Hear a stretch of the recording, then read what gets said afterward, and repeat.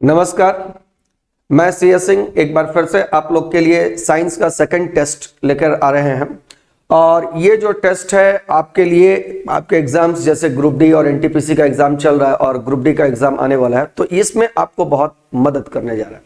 तो देखिए कि अगर आप लोग को मेरा डिस्कशन अच्छा लग रहा है तो इसको और भी विद्यार्थियों के साथ शेयर कीजिए और चैनल को और ज़्यादा से ज़्यादा सब्सक्राइब करिए और वीडियो अगर पसंद आ रहा है तो लाइक करवाइए, क्योंकि आप जब लाइक करते हैं तो हम लोग को हौसला मिलता है और हम आपके लिए और जो है ज्यादा से ज्यादा मेहनत करेंगे ताकि आपको और अच्छा से अच्छा डिस्कशन दिया जा सके। तो चलिए, क्योंकि एग्जाम बहुत निकट है, हम बहुत ज्यादा टाइम वेस्ट नहीं करेंगे और आपके लिए आज का टेस्ट स्टार्ट करते हैं। तो देखिए, जो सबसे पहला टेस्ट है, माने कि आज का जो टेस्ट है उसका पहला क्वेश्चन देखिए, बहुत अच्छा सा क्वेश्चन है ये, ध्यान से देखिएगा, बहुत सारा कंसेप्ट क्लियर होने वाला है कि निम्न में से कौन सा ग्राफ इमारत से ऊर्ध्वाधर गिराई गई वस्तु के दूरी समय परिवर्तन को दिखाता है। तो दूरी समय परिवर्तन को कौन सा ग्राफ दिखाता है, ये आपसे पूछा जा रहा है। तो देखिए, यहां पर सबसे पहले बात कर लेते हैं कि कौन सा। तो देखिए, दूरी समय परिवर्तन का मतलब समय के साथ वस्तु का कितना दूरी बदला, ये आपको बताना, इसमें कौन सा ग्राफ दिखा रहा है। एक बात सोचिएगा, बहुत सिंपल सा बात, कि जब हम किसी वस्तु को ऊपर से नीचे गिराएंगे, ध्यान दीजिएगा, ऊपर से नीचे अगर हम इसको गिराते हैं तो दो बातें होती है। पहला, इसकी दूरी बढ़ते जाएगी, और कहां से, जहां से फेंके वहां से, मतलब पहले यहां था, फिर 1 सेकंड के बाद मान लो यहां पहुंचा, 1 सेकंड के बाद यहां पहुंचा, तो जैसे जैसे समय बीतेगा वैसे वैसे दूरी बढ़ेगी, नंबर 1। तो पहला बात हो गया, दूरी बढ़ेगा। दूसरा बात हो गया कि इसका वेग भी बढ़ेगा। क्यों? क्योंकि पृथ्वी इस पर एक्सेलरेशन ड्यू टू ग्रेविटी लगा रहा है, पृथ्वी इस पर गुरुत्वीय त्वरण लगा रहा है, तो ये इसका वेग बढ़ेगा। और अगर वेग बढ़ा, इसका मतलब वेग का परिमाण बढ़ा। वेग बढ़ा मतलब वेग का परिमाण बढ़ा, और वेग का परिमाण बढ़ने का मतलब चाल बढ़ा, क्योंकि वेग का परिमाण को क्या कहते हैं, चाल कहते हैं। बहुत सिंपल बात है। अब ध्यान से देखिए इस 4 ग्राफ में। अच्छा, एक बात और बताना है, बहुत ध्यान से सुनिएगा, कि दूरी समय ग्राफ में याद रखिएगा कि ये जो tan थीटा होता है ना, tan थीटा, दूरी समय ग्राफ में tan थीटा, ये बतलाता है चाल। नंबर 1 बात बहुत इंपॉर्टेंट याद रखिएगा, दूरी समय ग्राफ में tan थीटा बतलाता है चाल। और दूसरा एक मैथमेटिकल बात बता रहे हैं कि अगर थीटा का वैल्यू इंक्रीज करता है तो tan थीटा का वैल्यू भी इंक्रीज करता है। अब बोलिएगा कैसे, तो देख लीजिए, ये तो एलिमेंट्री बात है, इस क्वेश्चन से इसको कोई लेना देना नहीं है, लेकिन इस क्वेश्चन को बनाने में जरूर मदद करेगा। थीटा बढ़ा तो tan थीटा बढ़ा, कैसे बढ़ा, देखो, थीटा का मान 0 डिग्री होता है तो tan थीटा 0 होता है। थीटा 30 होता है, tan 30 1/√3। तो देखो, थीटा 0 से 30 हुआ तो tan का वैल्यू 0 से 1/√3। उसी प्रकार 45 में 1 हो जाता है, 60 में √3 हो जाता है। तो स्पष्ट पता चल रहा है कि थीटा बढ़ा तो tan थीटा बढ़ा।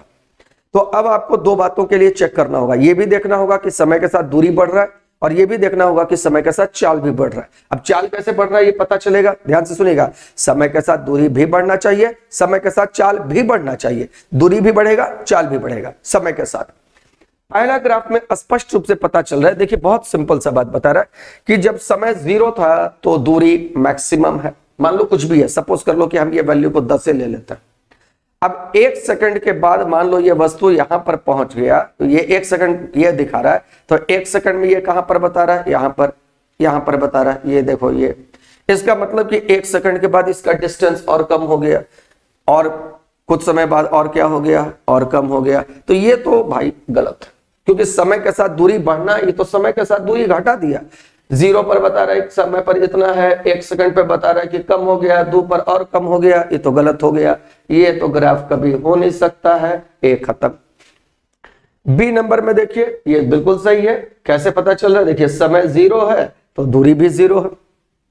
जब समय थोड़ा बीत गया तो दूरी भी देखिए यहां पर आ गया, ये दूरी बढ़ गया। जब समय और आगे बढ़ा, यानी कि और टाइम बीता, तो देखिए दूरी भी और ज्यादा हो गई। तो समय बढ़ता जा रहा है, दूरी बढ़ता जा रहा है, ये बहुत अच्छा चीज हो गया, ये बात सही है। सेम टाइप इसमें देखिए, यहां पर भी यही बात है, समय 0 पर दूरी 0, समय थोड़ा सा ज्यादा लिए, मतलब 1 सेकंड मान लो, तो यहां पर ये पहुंच गया यहां पर, और कुछ समय के बाद यहां पहुंच गया। इसमें भी देखो एस का वैल्यू बढ़ रहा है वाई एक्सिस में, इसमें भी सेम बात हो रहा है, 0 है, बढ़ते गया, तो ये तीनों ग्राफ हो सकता है, पहला तो कभी नहीं होगा। एक बात तो क्लियर, क्यों? क्योंकि इसमें बता रहे समय के साथ दूरी घट रही है, इसमें बढ़ रही है। अब तो तीन बात सेम हो गया। अब कैसे पता चलेगा? चाल बढ़ना चाहिए। चाल कौन बतलाएगा? tan theta. और tan थीटा कैसे पता चलता है? तो थीटा से। अब देखिए इस ग्राफ में क्या हो रहा है ना कि समय के साथ थीटा का वैल्यू क्या हो रहा है। देखो कैसे पता लगाते हैं। यहां से एक लाइन यहां खींच देना, फिर यहां कर देना। अब यहां पर एक ट्राइंगल बन गया तो ये एंगल हो गया थीटा। थोड़ा सा और आगे बढ़ो, इस टाइम पर आ जाओ तो देखो थीटा का वैल्यू और बढ़ गया, और आगे बढ़ो तो थीटा का वैल्यू और बढ़ गया। इसका मतलब इस ग्राफ में पता चल रहा है थीटा बढ़ रहा है, tan थीटा बढ़ रहा है, चाल बढ़ रहा है। याद रखना ये ग्राफ ही आंसर है, बी नंबर। कैसे? दूरी भी बढ़ रही है, चाल भी बढ़ रही है। इसमें क्या हो रहा है ना कि थीटा का वैल्यू, लाइन जब स्ट्रेट होता है तो थीटा का वैल्यू कांस्टेंट होता है, मतलब नियत रहता है। थीटा का वैल्यू कांस्टेंट मतलब यहां पर भी थीटा है, यहां पर भी थीटा है, यहां पर भी थीटा है। अगर ये 30 डिग्री है तो ये भी 30 है, ये भी 30 है, ये हो नहीं सकता है। इसमें आ जाइए, इसमें क्या कहानी है? इसमें देखिए कि थीटा का वैल्यू क्या होते जा रहा है, ध्यान से देखो, थीटा का वैल्यू घटते चल जा रहा है। पहले एंगल कितना है, ये, फिर क्या हो गया ये, फिर क्या हो गया ये, मतलब धीरे धीरे पहले बड़ा एंगल है, फिर छोटा एंगल है, ये वाला छोटा एंगल है, फिर और छोटा एंगल है। तो समय के साथ थीटा का मान घटता चल गया। तो याद रखिए कौन सा ग्राफ इमारत से ऊर्ध्वाधर गिराई गई वस्तु के दूरी समय परिवर्तन को प्रदर्शित करेगा? आंसर होगा बी। और एक्सप्लेनेशन आपको समझ में आ गया है। तो चलिए अगला क्वेश्चन पर बढ़ते हैं। एक बार फिर से बोल रहे हैं, वीडियो को लास्ट तक देखिए, एक एक क्वेश्चन को बहुत शानदार तरीके से एक्सप्लेन कर रहे हैं। कोई टाइम वेस्ट नहीं, कोई एंटरटेनमेंट नहीं, सिर्फ सीरियस वे में पढ़ना है क्योंकि एग्जाम बहुत नजदीक है। तो अगर आपको डिस्कशन अच्छा लग रहा है तो फिर दोस्तों के साथ इसको शेयर भी कीजिए, लाइक भी कीजिए और अपने फ्रेंड्स को कहिए कि वो भी इस वीडियो को कंप्लीट देखें ताकि उनके भी कंसेप्ट्स और क्लियर हो सके, क्योंकि ये क्वेश्चंस जो हैं वह ग्रुप डी का साइंस के लेवल के हिसाब से ही सेट किया गया है। ग्रुप डी में साइंस का अच्छा क्वेश्चन पूछता है और आपकी तैयारी अगर अच्छी करनी है तो फिर आप इसको ध्यान से देखिए। और अगर किसी तरह का कोई डाउट होता है तो फिर कमेंट सेक्शन में उसको कमेंट भी कीजिएगा। चलिए आगे बढ़ते हैं, ज्यादा टाइम है नहीं हम लोग के पास, ठीक है।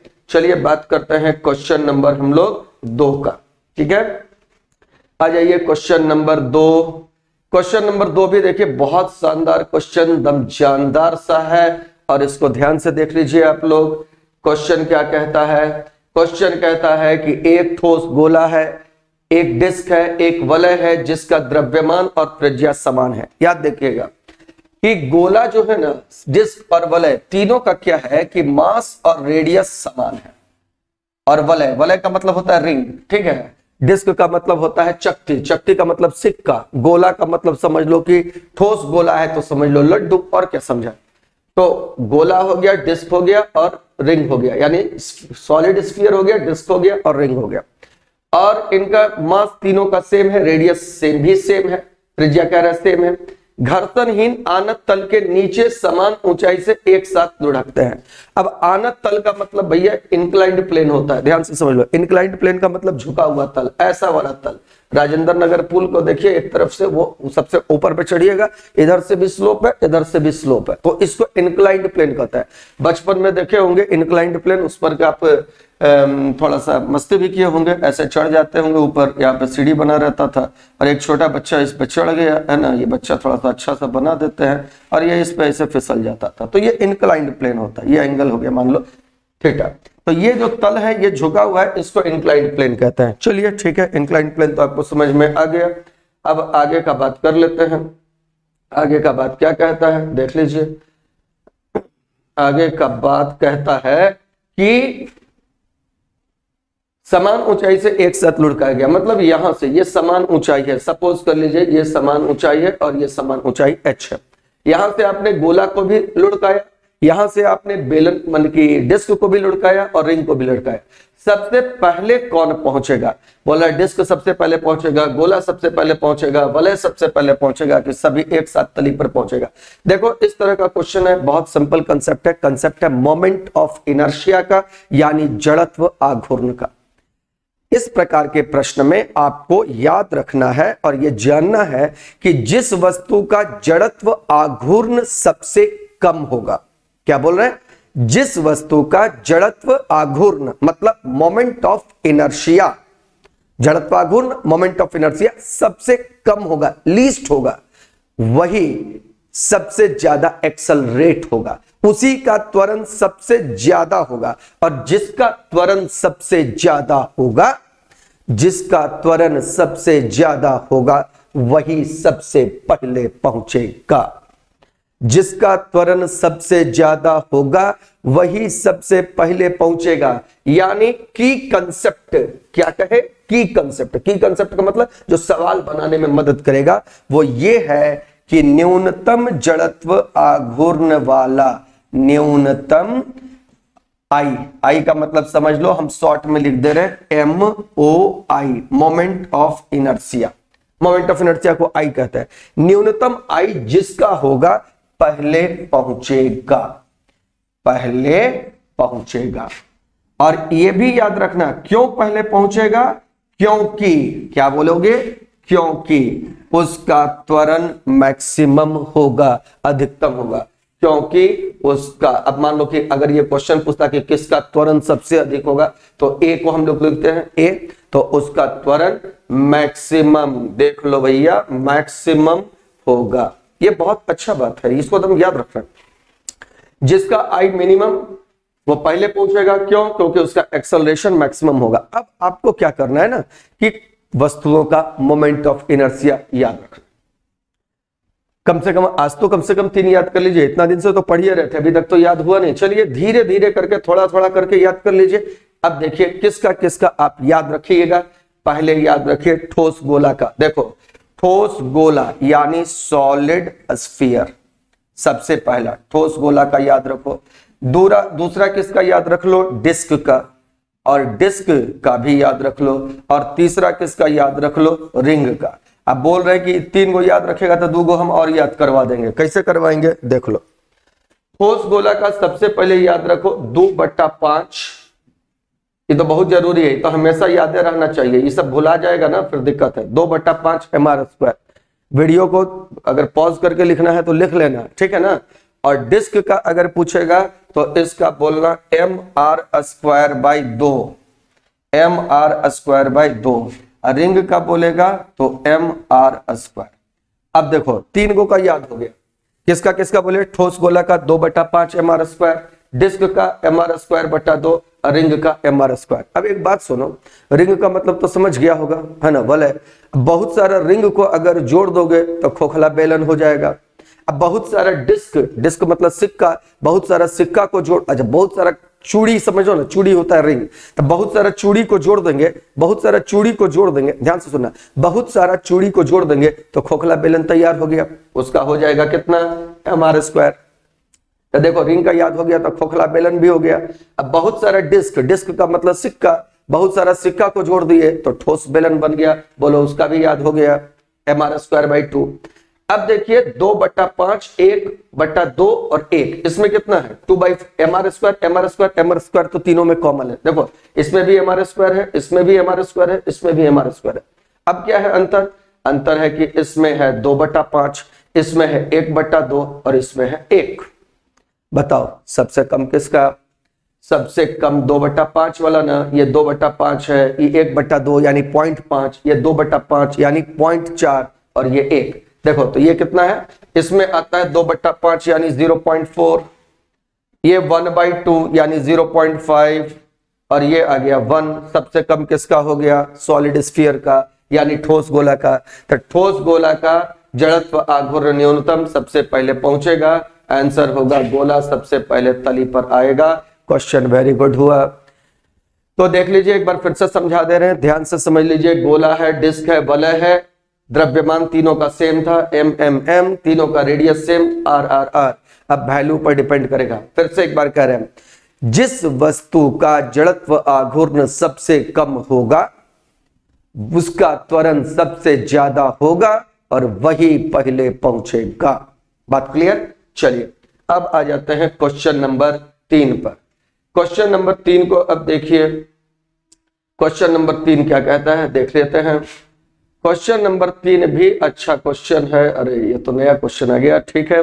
अति हानिकारक अल्ट्रावायलेट किरणें कौन सी हैं? देखो अल्ट्रावायलेट यानी पराबैंगनी, पहला बात विद्युत चुंबकीय तरंग है। किसके और किसके बीच है? तो देखो सबसे ऊपर गामा, गामा के नीचे एक्स, एक्स के नीचे पराबैंगनी, पराबैंगनी के नीचे दृश्य, दृश्य के नीचे अवरक्त, अवरक्त के नीचे सूक्ष्म, सूक्ष्म के नीचे रेडियो। गामा से रेडियो तक ऊर्जा और आवृत्ति कम होती है। फिर से, गामा से लेकर रेडियो तक ऊर्जा और आवृत्ति कम होती है। गामा किरण, एक्स किरण, पराबैंगनी, ये तीनों रेडिएशन शरीर के लिए, मनुष्य के लिए, पेड़ पौधों के लिए, जीव जंतुओं के लिए हानिकारक है। सूर्य से 3 रेडिएशंस अर्थ तक पहुंचता है और वो है ultraviolet A, ultraviolet B, ultraviolet C. याद रखना अल्ट्रावायलेट डी नाम का कोई रेडिएशन नहीं है। 3 ही रेडिएशन है, अल्ट्रावायलेट ए है, बी है, सी है। इसमें सी, याद रखो, इसमें सी पूरी तरह से ओजोन एब्जॉर्ब करता है, ये पृथ्वी पर पहुंचता ही नहीं है। ये इसमें सी पूरी तरह से ओजोन के द्वारा अवशोषित होता है और ये पृथ्वी समताप मंडल में ओजोन परत है, ये पूरी तरह से एब्जॉर्ब होता है, ओजोन के द्वारा पृथ्वी पर नहीं पहुंचता है और यही सबसे हानिकारक है। सबसे हानिकारक है, आंसर होगा सी। लगभग 95% विकिरण, लगभग 95% अल्ट्रावायलेट जो है, मतलब जो अगर यूवीबी को 100% मानो तो बी वाला का 95% ओजोन एब्जॉर्ब कर लेता है, 5% बी आता है और पूरा पूरी ए आता है। सी तो अइबे नहीं करता है, ए पूरा पूरी आता है, बी 95% एब्जॉर्ब हो जाता है, 5% आता है। तो सबसे हानिकारक है, लेकिन एक बात याद रखना, सी भले नहीं आता है लेकिन ये सबसे हानिकारक है। अब क्यों हानिकारक है? क्योंकि जब वेल्डिंग होती है ना, तो वेल्डिंग में देखना बहुत इंटेंस लाइट निकलता है, बहुत माने कि प्रबल लाइट निकलता है, बहुत तेज लाइट निकलता है और वहां पर भी अल्ट्रावायलेट सी रेडिएशन निकलता है। इसीलिए वेल्डिंग जहां होती हो वहां नहीं खड़ा होना। ये बहुत हानिकारक होता है, कैंसर कॉज करता है। बी, सी, ए तीनों हानिकारक है, लेकिन सबसे ज्यादा हानिकारक है सी, लेकिन ये आता नहीं है, लेकिन वेल्डिंग में निकलता है। बी और ए में ए कंप्लीटली आता है, बी 95% ओजोन से ब्लॉक होता है, 5% ही आता है। तो हानिकारक का लेवल अगर बोले तो सबसे हानिकारक सी, उससे कम हानिकारक बी और सबसे कम हानिकारक ए। एक बात अगर पूछे स्किन में कौन कितना अंदर तक जाता है, ये पूछे कि त्वचा में कौन ज्यादा गहराई तक प्रवेश करता है, स्किन में पेनेट्रेटिंग पावर यानी भेदने की क्षमता किसकी है? भेदने की क्षमता सबसे अधिक किसमें है? त्वचा में भेदने की क्षमता सबसे कम सबसे अधिक किसमें है? तो याद रखना सबसे अंदर तक पहुंचता है ए, उससे कम गहराई तक पहुंचता है बी और सबसे कम गहराई तक पहुंचता है सी। त्वचा में भेजने की क्षमता और हानिकारक किरणों का प्रभाव एक दूसरे के उल्टा है। ए सबसे अंदर तक जाएगा, बी उससे कुछ कम अंदर तक और सी सबसे कम अंदर तक जाएगा। लेकिन अगर फिर यह क्वेश्चन पूछे कि सूर्य की किरणों में किसके कारण मनुष्य को कैंसर होता है, सूर्य की किरणों में कौन सा अल्ट्रावायलेट रेडिएशन मानव के कैंसर का कारण है, तो आप देना आंसर ऑप्शन नंबर बी। ये बी मनुष्य में कैंसर का सबसे बड़ा कारण है। याद रखना यह है कि कैंसर का सबसे बड़ा कारण अल्ट्रावायलेट रेडिएशन बी है। सी तो आता है क्योंकि क्वेश्चन पूछा सूर्य की किरणों में, और सूर्य की किरणों से सी जो होता है वो तो ओजोन से एब्जॉर्ब हो जाता है, तब तो आने वाला बी ही है और बी ही कैंसर का कारण होता है। तो अति हानिकारक अल्ट्रावायलेट किरणें कौन सी हैं? आंसर हो गया हम लोग का, आंसर होगा यहां पर अल्ट्रावायलेट सी। लेकिन याद रखना सबसे ज्यादा हानिकारक सी, उससे कम बी, उससे कम ए। सी आता नहीं है सूर्य से क्योंकि ओजोन द्वारा ब्लॉक होता है, बी 5% आता है, ए 100% आता है। स्किन में भेदने की क्षमता अगर पूछ देगा, सबसे ज्यादा ए में भेदने की क्षमता है, सबसे कम सी में है। अगर पूछेगा सूर्य की किरणों में किस अल्ट्रावायलेट के कारण कैंसर होता है, आंसर दोगे अल्ट्रावायलेट बी। एक क्वेश्चन कई इसके व्याख्या और कई तरह के क्वेश्चन इसमें अराइज होंगे। आपसे क्वेश्चन पूछ दिया, कौन सा बिल्कुल नहीं आता है, कह देना सी नहीं आता है, क्यों नहीं आता कहना? कहना ओजोन परत द्वारा ब्लॉक होता है। याद रखना सबसे ज्यादा एनर्जी सी की होती है। याद रखना इसका होता है शॉर्टेस्ट वेवलेंथ, इसका लेमडा, लेमडा मतलब वेवलेंथ यानी तरंग दैर्घ्य, जो तरंग दैर्घ्य है लेमडा सी का सबसे कम होता है और ए का लेमडा जो होता है वो सबसे ज्यादा होता है। तो देखिए कई क्वेश्चंस इससे बन रहे हैं, बहुत अच्छा क्वेश्चन है, ध्यान से सुनिएगा, कहीं हो सके तो नोट कर लीजिएगा या वीडियो पॉज करके ये सारा चीज को लिख लीजिएगा, आपके एग्जाम के लिए बहुत अच्छा ये क्वेश्चन था। चलिए अब आते हैं क्वेश्चन नंबर नेक्स्ट पर। क्वेश्चन नंबर 4 देखें क्या है। अच्छा ठीक है, ये तो अच्छा क्वेश्चन ये भी है, मतलब आप जानते होंगे और खुश हो गए होंगे क्वेश्चन को देखकर। एक व्यक्ति के चश्मे की क्षमता 0.75 डायोप्टर है, व्यक्ति ने पहना है कैसा लेंस? अब देखो लेंस को पहचानने के लिए आपको बस सिंपल सी 2 बातें याद रखनी है। आदमी में 4 प्रकार के दृष्टि दोष के निवारण 4 प्रकार के लेंसों से किए जाते हैं। पहला, अगर दूर का देखने में दिक्कत हो तो निकट दृष्टि दोष हुआ। दूर का देखने में दिक्कत है तो निकट दृष्टि दोष हुआ, अवतल लेंस लगेगा, पावर नेगेटिव होगा। अवतल लेंस लगेगा, पावर नेगेटिव होगा, जरूरत होगा लिख लीजिएगा। पास का देखने में दिक्कत हुआ तो दूर दृष्टि दोष हुआ, उत्तल लेंस लगेगा, पावर पॉजिटिव हुआ। पावर पॉजिटिव हुआ। तो देखो अगर निकट दृष्टि दोष है, अगर निकट दृष्टि दोष है, ध्यान दीजिएगा, निकट दृष्टि दोष, निकट, अब हम दृष्टि दोष को शॉर्ट में लिख देते हैं यार, इतना कैसे लिखेंगे। निकट दृष्टि दोष है तो इसके लिए निवारण है कनकेव। कनकेव का हिंदी अवतल। अवतल का मतलब होता है जो फैलाता है, यहां पर ये कनकेव, यहां पर कनकेव लेंस फैलाता है, इसीलिए इसको कहते हैं अपसारी। हिंदी में इसको कहेंगे, याद रखना, अपसारी। और इसका जो पावर होता है वो याद रखना होता है नेगेटिव। दूसरा इसके जस्ट उल्टा, अब आप लिख लीजिएगा दूर दृष्टि दोष। दूर दृष्टि दोष, इसमें लेंस लगेगा, याद रखना उत्तल। उत्तल का मतलब कॉन्वेक्स। अगर लेंस है तो फिर वो अभिसारी है। देखो दर्पण में उल्टा हो जाता है, कंफ्यूज मत हो जाना। बहुत लोग दम शॉर्ट में याद रख लेता है, कनकेव अपसारी होता है, कन्वेक्स अभिसारी होता है ना, दर्पण और लेंस में उल्टा पुल्टा होता है। अवतल दर्पण और उत्तल लेंस, अवतल दर्पण उत्तल लेंस अभिसारी। इसका जस्ट उल्टा, उत्तल दर्पण और अवतल लेंस अपसारी। उत्तल दर्पण अवतल लेंस अपसारी। अब देखो यहां पर लेंस है तो कन्वेक्स अभिसारी और इसका पावर होता है पॉजिटिव। अगर दोनों प्रकार का दृष्टि दोष है, निकट भी है दूर भी है, तो उसमें प्लस और माइनस दोनों होगा, उसको कहते हैं जरा दृष्टि दोष। जरा दृष्टि दोष इंग्लिश में प्रेस बायोपिया, उसमें पॉजिटिव और नेगेटिव दोनों पावर यूज होता है, तो लेंस को कहते हैं बाइफोकल, द्विफोकसी। और अब बिंदुकता, एस्टिग्मैटिज्म, जिसमें कॉर्निया या लेंस की वक्रता ठीक नहीं रहती है, अनियमित होती है, और उसके निवारण के लिए, वक्रता अनियमित होने से उसके निवारण के लिए होता है बेलनाकार लेंस यानी सिलेंड्रिकल लेंस।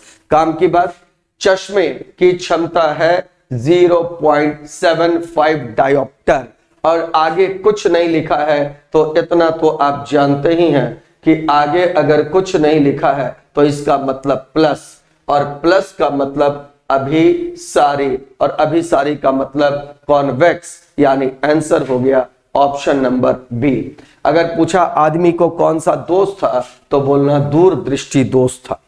कौन सा था? दूर दृष्टि दोष था, मतलब उसको पास देखने में दिक्कत था, मतलब कि मोबाइल में टाइम देखने में दिक्कत हो रहा था, किताब पढ़ने में दिक्कत हो रहा था, ये सारी दिक्कतें उसके साथ आ रही थी। चलिए अच्छा क्वेश्चन था ये भी। अब आ जाइए, उम्मीद है आप लोग को डिस्कशन अच्छा लग रहा होगा। अगर आ रहा है अच्छा, लग रहा है अच्छा, कुछ नया सीखने को मिल रहा है, तो फिर लाइक शेयर सब्सक्राइब करने में कंजूसी नहीं होना चाहिए। और आ जाते हैं क्वेश्चन नंबर हम लोग 5 पर। किसी क्षण का ऊष्मा चालकता गुणांक निर्भर करता है। पूरे वीडियो को अच्छे से वॉच कीजिए, बहुत कुछ सीखने आप जा रहे हैं और आपके एग्जाम की तैयारी हम विश्वास रखते हैं, हम आशा दिलाते हैं आपको, और आपको भी शायद आशा विश्वास हो रहा होगा कि ये तैयारी आपकी बहुत सही तरीके से जा रही है, और आपको लग रहा होगा, अंदर से कॉन्फिडेंस आ रहा होगा कि नहीं अब अच्छी तरह से रिवीजन हो रहा है। तो फिर से एक बार बोल रहे हैं, क्वेश्चन देखिए ध्यान से, क्या बोल रहे थे वो तो बोले नहीं, लाइक शेयर सब्सक्राइब करना है। किसी क्षण का ऊष्मा चालकता गुणांक किस पर निर्भर करता है? देखिए ऊष्मा चालकता गुणांक निर्भर पदार्थ के प्रकृति पर करता है। ऊष्मा चालकता गुणांक मतलब ऊष्मा का चालन वो कितना जल्दी जल्दी कर सकता है। जैसे धातु है तो जल्दी जल्दी करेगा, अधातु है, लकड़ी है मान लीजिए, धातु का और भी एग्जांपल है, लकड़ी तो नहीं है, लकड़ी को चालक है ऊष्मा का, लेकिन अगर लकड़ी है तो वो ऊष्मा का चालन क्या करेगा, बहुत धीरे धीरे करेगा। तो ऐसी स्थिति में याद नहीं करेगा, तो जो नहीं कर रहा है वो ऊष्मा चालकता गुणांक उसका बहुत बहुत निम्न है। तो याद रखिए जिस पदार्थ का ऊष्मा चालकता गुणांक उच्च होता है वो ऊष्मा का चालन जल्दी जल्दी करता है, जैसे धातु। जिसका बहुत बहुत बहुत निम्न होता है वो ऊष्मा का कुचालक हो जाता है, वो बहुत माने कि वो लगभग मान के चलिए कि ऊष्मा का कंडक्शन या चालन करता ही नहीं है। और ये डिपेंड करता है लोहा का, लकड़ी का, पत्थर का, सबका है ना, सोना का, चांदी का, कागज का, सबका अलग अलग होता है, और ये डिपेंड करता है क्षण के पदार्थ पर। आंसर हो जाएगा 5 का ऑप्शन नंबर ए। अब बहुत लोग क्या कर रहा था ना कि इस क्वेश्चन को जब देख रहा था तो फॉर्मूला उसके दिमाग में आ रहा था कि कहीं उस पर तो नहीं बन जाएगा। अरे फॉर्मूला कोई थोड़ी ना, जो फॉर्मूला दिमाग में आ रहा है वो फॉर्मूला क्या था एक बार हम लिख देते हैं, बाद में थोड़ा इसको सोचना कि क्यों ऐसा सोचा तुम। Q/T बराबर KA, ये बहुत लोग दिमाग में इस फॉर्मूला के साथ सवाल बनाने का प्रयास कर रहा होता। इसको देख लीजिए यार, इसको ठीक है चलो।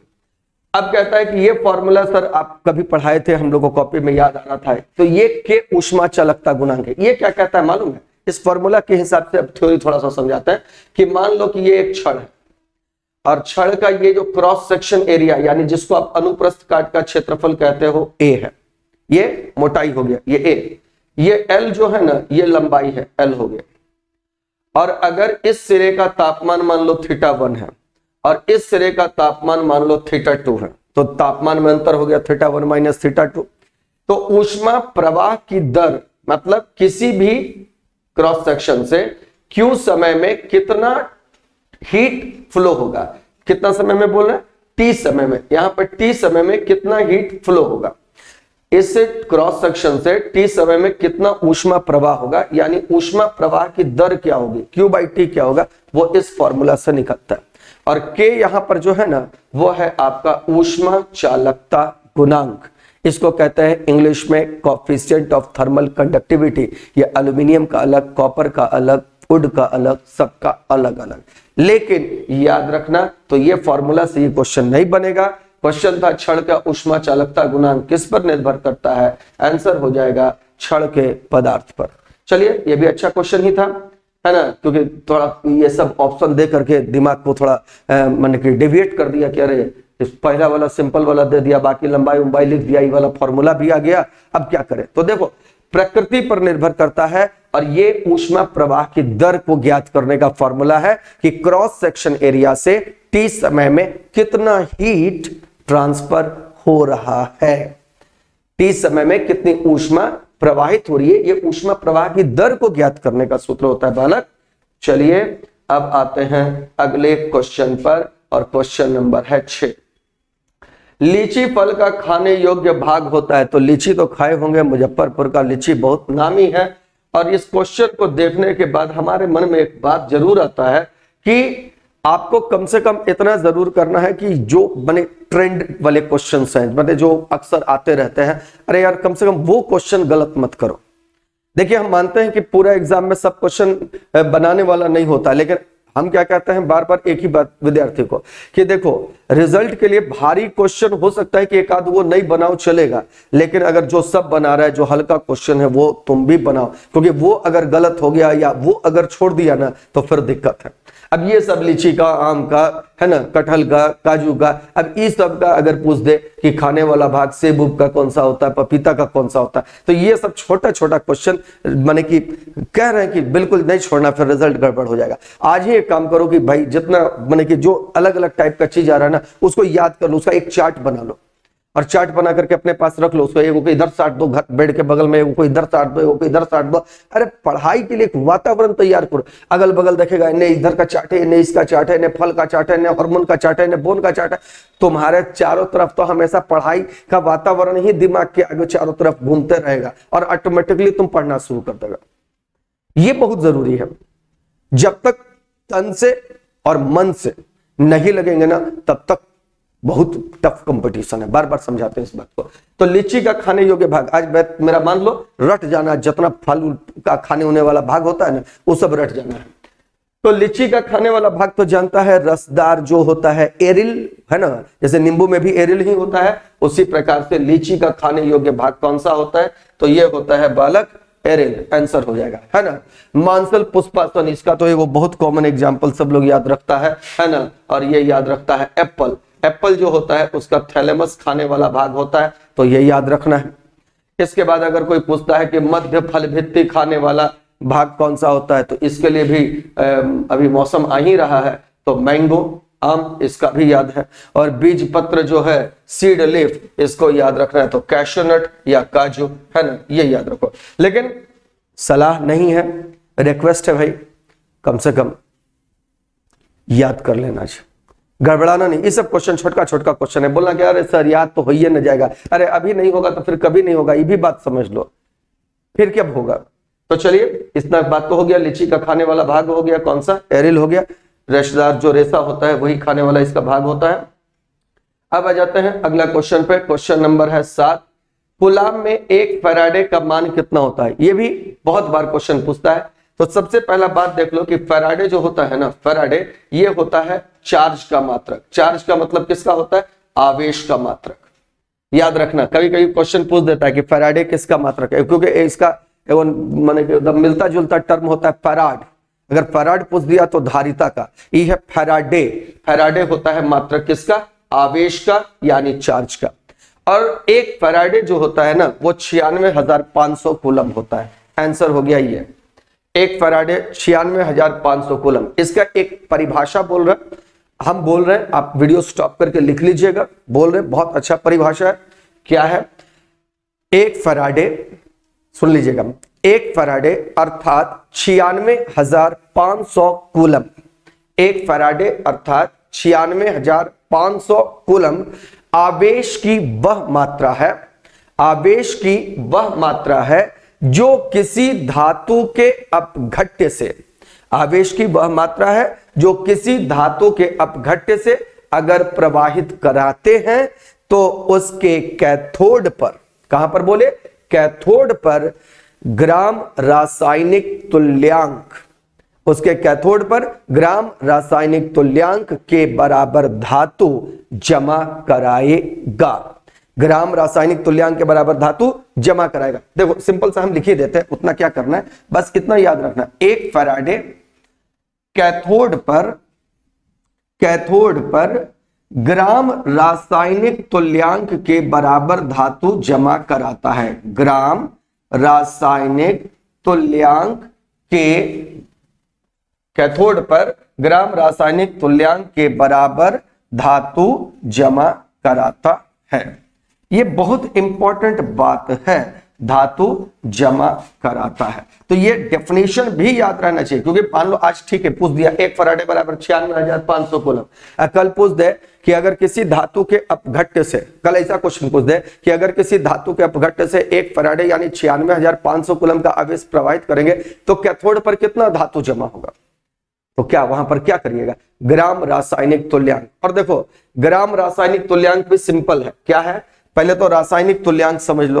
रासायनिक तुल्यांक, रासायनिक तुल्यांक का मतलब सीधा सीधी है परमाणु भार यानी एटॉमिक वेट। यहां पर लिख रहे हैं, देख लो एटॉमिक वेट, अब बट्टा में, और बट्टा में एटॉमिक वेट, अब बट्टा में उसका वैलेंसी यानी संयोजकता। परमाणु भार को संयोजकता से भागा दे देना, रासायनिक तुल्यांक आ जाएगा। परमाणु भार को संयोजकता से भागा दे देना, रासायनिक तुल्यांक आ जाएगा। मान लो कुछ भी आया, मान लो 90 आया तो 9 ग्राम हो गया ग्राम रासायनिक तुल्यांक। चलो, तो कूलम में 1 फैराडे का मान कितना होता है? अगर ये पूछ देता है आपसे तो आप समझ गए कि 96,500 कूलम होता है। अब आते हैं क्वेश्चन नंबर 8 पर। 8 नंबर कहता है कि आदर्श गैस के लिए गामा बराबर CP/Cv है, तो कौन सा रिलेशन सही है? ये देखिए, ये भी अच्छा क्वेश्चन है। अब ये मत समझना कि सब नहीं आएगा, ये सब बहुत फेवरेट क्वेश्चन है।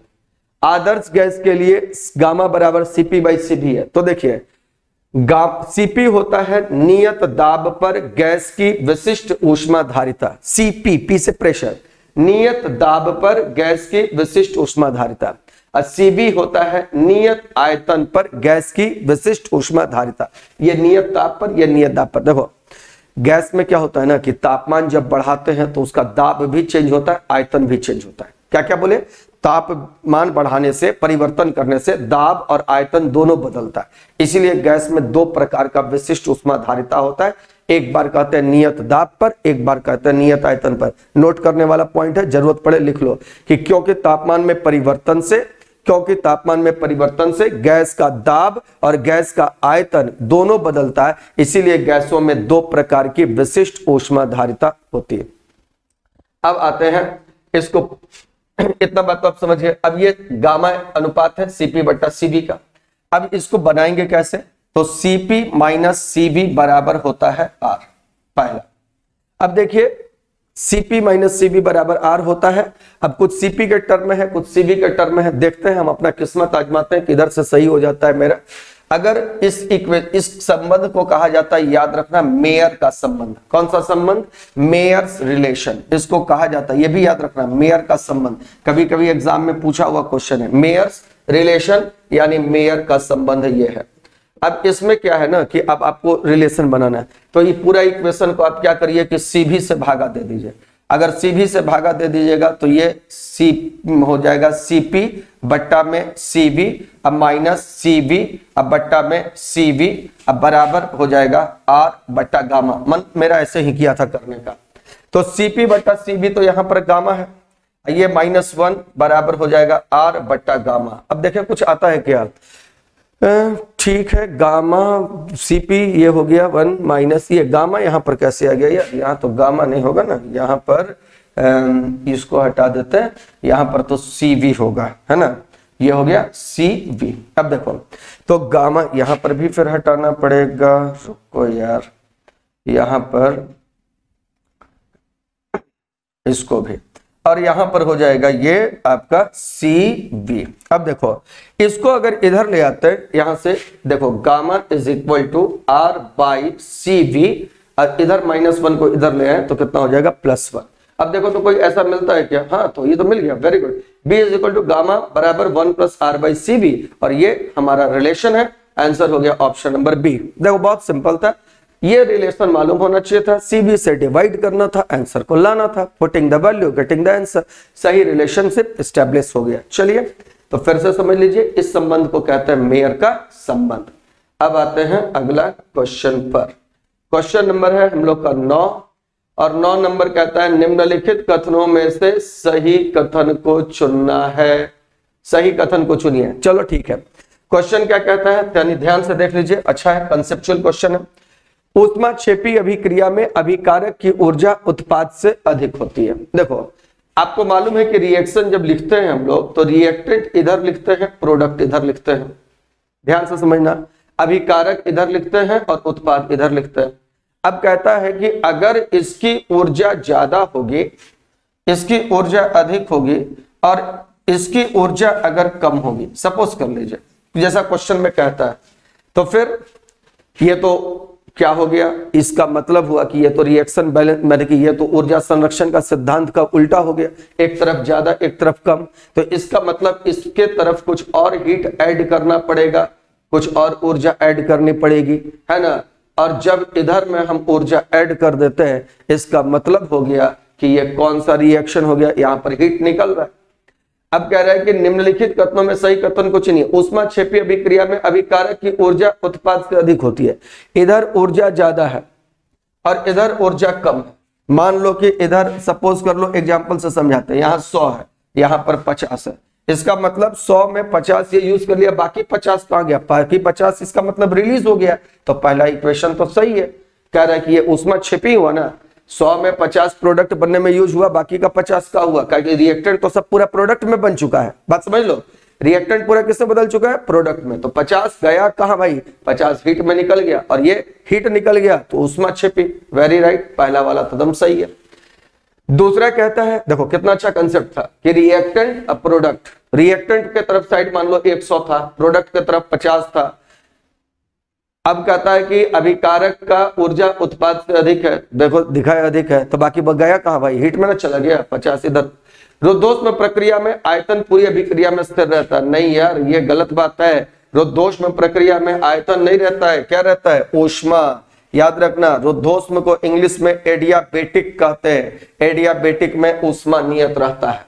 और सम आयतनिक यानी आइसोकोरिक प्रोसेस जो होता है उसमें आइसोकोरिक यानी सम आयतनिक प्रोसेस में आयतन नियत रहता है। तो बी ऑप्शन गलत है, दूसरा गलत हो गया, पहला सही था। तीसरा, किसी विलगित निकाय की कुल ऊर्जा स्थिर रहती है। वेरी गुड, बहुत अच्छा बात है।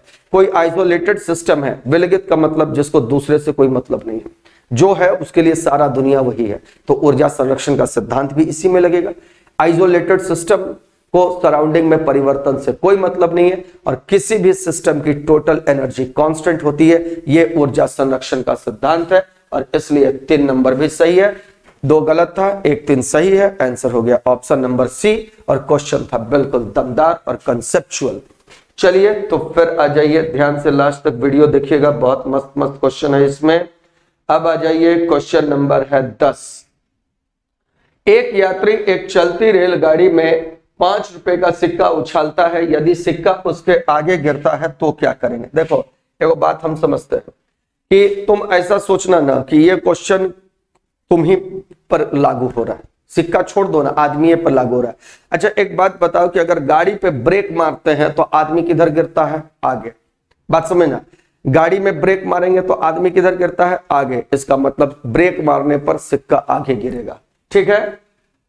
उसके बाद आ जाइए, अगर ब्रेक नहीं मारे, गाड़ी को एक्सेलरेट कर दें तो किधर गिरता है, पीछे। तो इसका मतलब है अगर गाड़ी मंदन में है तो गिरेगा पीछे।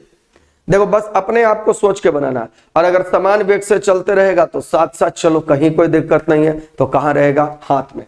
तो 3 कंडीशन होता है, तीनों कंडीशन लिखा हुआ। अगर समान त्वरण से चल रही है तो हाथ में गिरेगा, अपने आप को सोचो सिक्का। अगर तुम समान वेग से चल रहे हो कहीं कोई दिक्कत नहीं है। अगर मंदन लग गया, ब्रेक लग गया, तुम किधर गिरोगे, पीछे। इसका मतलब अगर मंदन से चलेगा तो सिक्का के मंदन होगा, ब्रेक लगेगा तो आगे गिरोगे, तो किधर सिक्का गिरेगा, आगे। और अगर एक समान त्वरण हो गया, नहीं ये सॉरी थोड़ा सा गड़बड़ हो गया, एक समान त्वरण से चलती है तो अगर मान लो गाड़ी अचानक कोई एक्सेलरेट कर देता है तो किधर गिरता है, पीछे, है ना। अचानक स्टार्ट हो गया तो यहां पर इसमें हो जाएगा पीछे। ध्यान से देखना, बोलने में थोड़ा सा मिस हुआ। एक समान मंदन से चल रही है तो फिर किधर हो गया, आगे। और अगर एक समान वेग से चल रही है, चाल नहीं बोलना है, वेग बोलना है, तो वेग से चल रही है तो गिरेगा हाथ में, ठीक है। 3 कंडीशन है, अपने आप को सिक्का सोच के देखना। अगर ब्रेक मार दिया तो तुम किधर गिरेगा, आगे, सिक्का गिरेगा आगे। मंदन में ब्रेक मारना मंदन होता है। अगर समान वेग से चल रही है तो फिर कोई दिक्कत नहीं है, स्मूथली चलो, हाथ में गिरेगा। और अगर गाड़ी को अचानक कोई एक्सेलरेट कर देता है तो आदमी पीछे गिर जाता है, यानी कि अगर त्वरण में है तो पीछे। चलो यही क्वेश्चन था, और ये भी अच्छा ही क्वेश्चन था, एक से बहुत सारा क्वेश्चन भी बन गया। अब आते हैं क्वेश्चन नंबर 11 पर।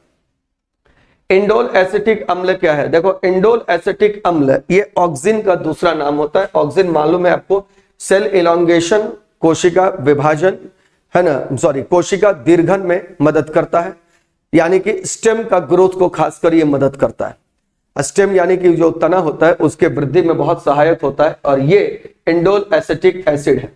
इंडोल एसिटिक एसिड किसका दूसरा नाम है, ऑक्सिन का।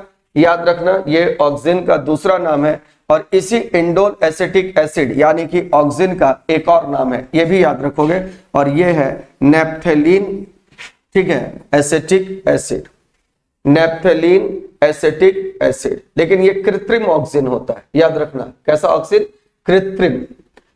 नैप्थेलीन एसिटिक एसिड कृत्रिम ऑक्सिन है, ये indole acetic acid natural auxin है, और ये स्टेम के वृद्धि में सहायक है, यानी कि तना के वृद्धि में सहायक होता है। चलिए एंजाइम तो है नहीं, कवकनाशक तो है नहीं, अमीनो अम्ल भी नहीं है। याद रखिएगा ऐसे ये जो ऑक्सिन होता है, ये माने कि गेहूं और मकई का खेत में जो होता है वो खरपतवारनाशी यानी वीडीसाइड का भी काम करता है। खरपतवारनाशी यानी वीडीसाइड को भी किल करने का, उनको मारने का काम करता है कौन?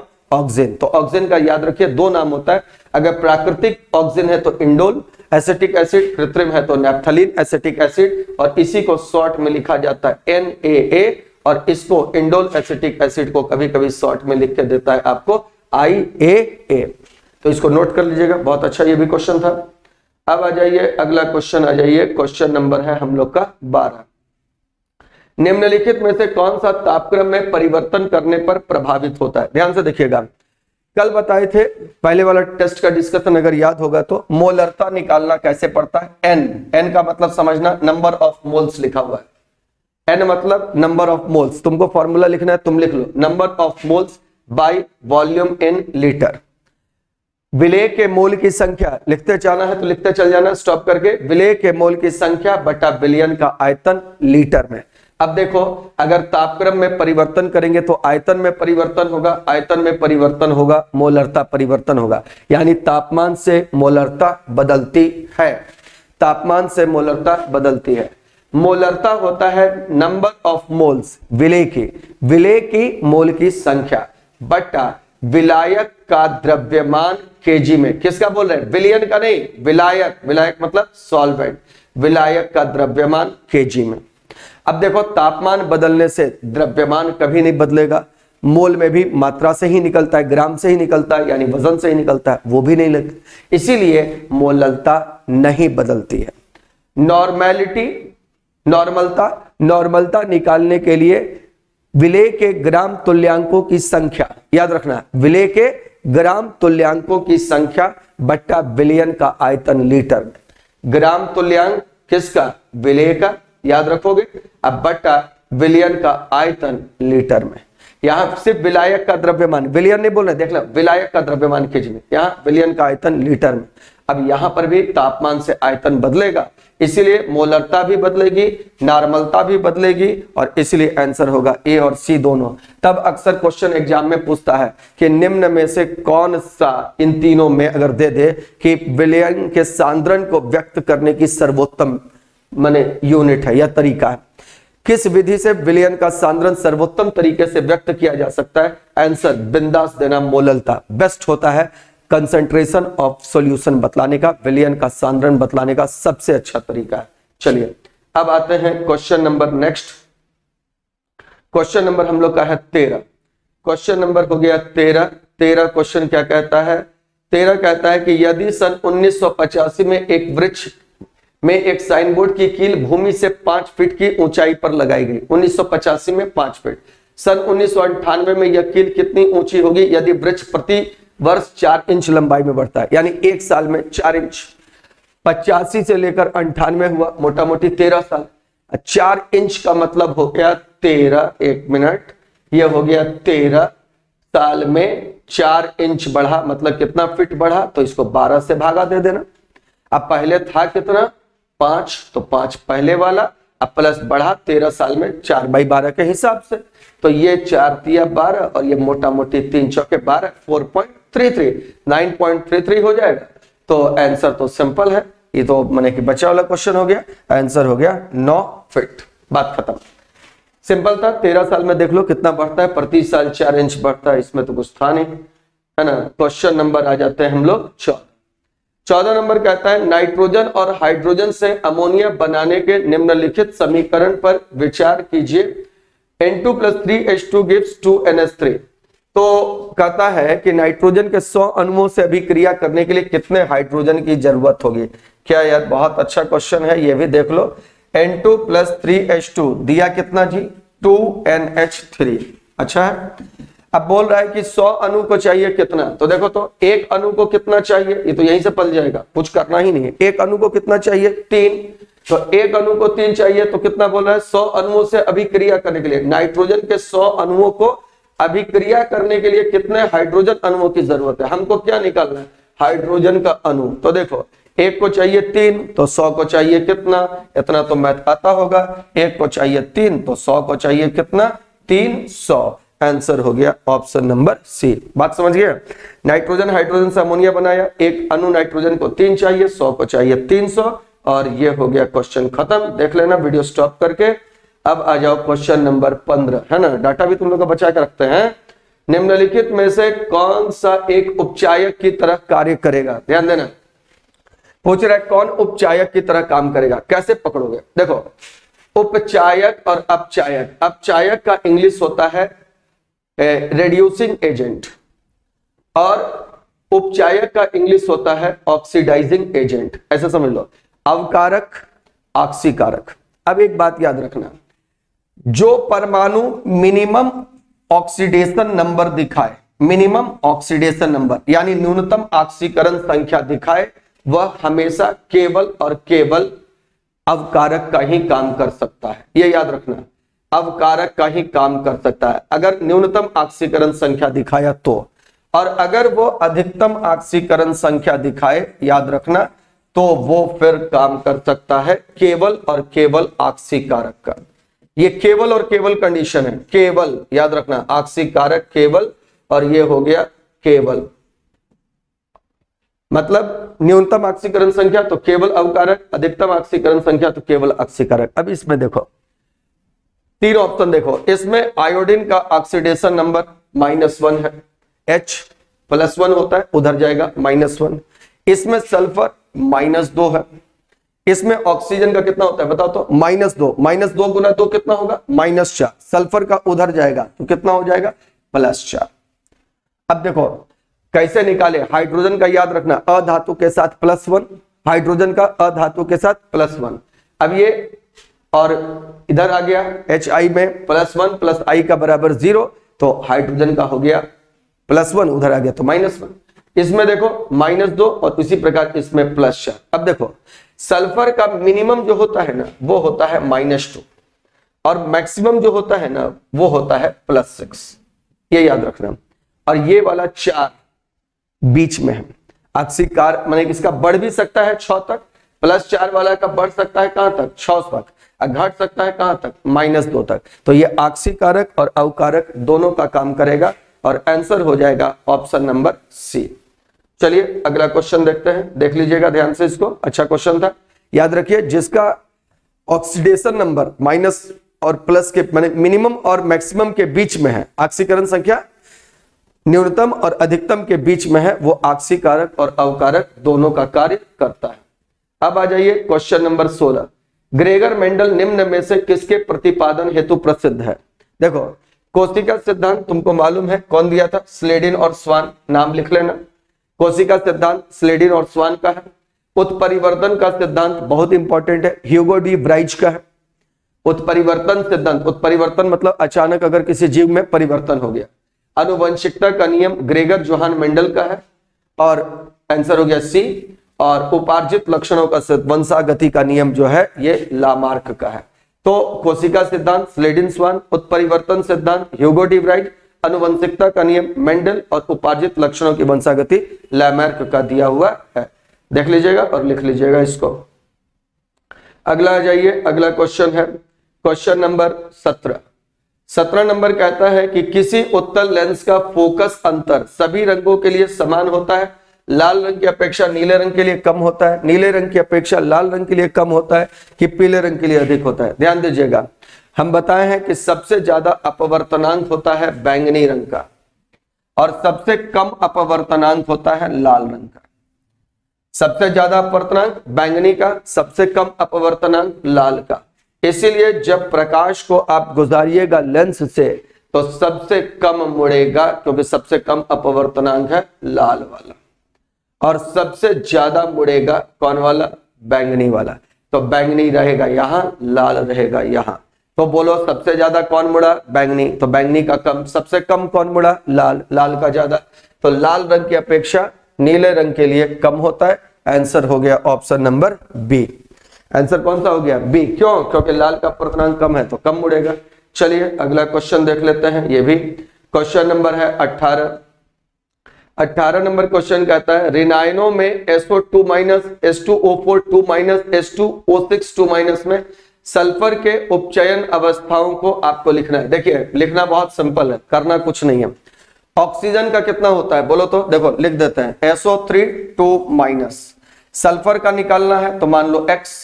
ऑक्सीजन का कितना परमाणु है 3, ऑक्सीजन का सामान्यतः कितना होता है -2, और उस पे चार्ज कितना है देखो तो -2 हो जाएगा। यहां से यहां पर तुम निकालोगे तो X बराबर हो जाएगा -6, इधर आ जाएगा +6 प्लस और -2 4 हो गया। दूसरा आ जाओ S2O4 2-, देखो कैसे निकलेगा। सल्फर का 2 परमाणु तो 2X, ऑक्सीजन का 4 परमाणु गुने -2 और बराबर टोटल चार्ज कितना है जी, ऊपर में देखो -2 कितना हो जाएगा -8, इधर आएगा +8, +8 में 2 गया 6, तो X का मान कितना हो गया 3, ये +3 हो गया। तीसरा वाला आ जाओ S2O6 2-, S2O6 2-, इसका निकालो तो उसी प्रकार 2X 6 गुना -2 बराबर कितना 0। अब देखो यहां पर करोगे तो -12 इधर आ जाएगा, कितना है सॉरी -2 है ना, इसको -2 कर दो, -2 तो -12 इधर आ गया तो +12 2 10, तो X का वैल्यू कितना हो गया, X का वैल्यू हो गया +5। देखो सबसे ज्यादा किसका है, सबसे ज्यादा है S2O6 देखो, और उसके बाद S2O4 नहीं SO3 2-, देखो तो कहां पर चला गया ऑप्शन S2O6 S2O4 2- और SO3, तो दूसरा में SO3 2- होना चाहिए था ना। पहला कौन सा है सबसे ज्यादा S2O6 S2O6 इसमें है, इस दोनों तो होगा नहीं। इसके बाद SO3 2- वाला ये आंसर हो जाएगा ऑप्शन नंबर ए। चलो बात क्लियर हो गया, देख लेना वीडियो पॉज करके, पसंद आ जाएगा लाइक शेयर सब्सक्राइब करवा देना और खुद भी कर लेना। चलो अगला वीडियो का फिर इंतजार भी करना है तुम लोग को। क्वेश्चन नंबर 19 है, निम्नलिखित में किसने यह मूल अवधारणा प्रस्तुत की थी कि सभी जीव कोशिकाओं के बने हुए। आपको मालूम है कोशिका सिद्धांत कौन दिया था, कोशिका सिद्धांत देने वाला वैज्ञानिक था स्लाइडर और स्वान, है ना। तो 2 नंबर और 4 नंबर यानी ऑप्शन नंबर डी। पाश्चर तो जानते हो ना, बहुत सारा काम किया है, जैसे रेबीज का इंजेक्शन बनाया है ना। दूसरा पाश्चर जो है वो दूध को बहुत लंबे समय तक सुरक्षित रखने का तरीका बताया, पाश्चराइजेशन तकनीक, जिसमें दूध को 72 डिग्री सेल्सियस तक 15 सेकंड के लिए या फिर 62 डिग्री सेल्सियस से तक गर्म करके 30 मिनट तक गर्म किया जाता है 62 डिग्री सेल्सियस पर, तो पाश्चराइजेशन का। और रॉबर्ट हुक तो जानते हो, सबसे पहले शायद कोशिका यही खोजा था, रॉबर्ट हुक साहब ही थे, है ना। तो ये रॉबर्ट हुक के बारे में भी जानते हैं। आंसर हो गया 2 और 4। और आ जाइए लास्ट क्वेश्चन है आपका क्वेश्चन नंबर 20, है ना। और 20 नंबर कहता है किसी प्रतिरोध में विद्युत धारा प्रवाहित होने पर विद्युत सामर्थ्य क्या होगा। तो देखो सामर्थ्य यानी पावर, अगर मान लो कि कोई रेजिस्टेंस है R और इससे I करंट आप प्रवाहित कर रहे हैं और ये V वोल्टेज इससे गुजर रहा है, तो इसका पावर निकालने का 3 फॉर्मूला, एक I²R, दूसरा V²/R और तीसरा VI। ये 3 फॉर्मूला होता है ना, ये 3 फॉर्मूला होता है। ये तीनों फॉर्मूला को आप ध्यान दे दीजिएगा। किसी प्रतिरोध में विद्युत धारा प्रवाहित होने पर सामर्थ्य कितना होगा, तो आंसर क्या हो जाएगा, आंसर हो जाएगा आपका I²R, है ना। 3 फॉर्मूला लिख लिया ना, इसको थोड़ा सा हटा देते हैं। और I²R किस में है, आंसर है ऑप्शन नंबर बी में, ठीक है। चलिए तो वीडियो पसंद आ रहा है तो लाइक शेयर सब्सक्राइब करिए, और तब तक के लिए कल नया वाला वीडियो में मिलते हैं। तब तक के लिए आप लोग को सबको टाटा बाय बाय। चलो यार।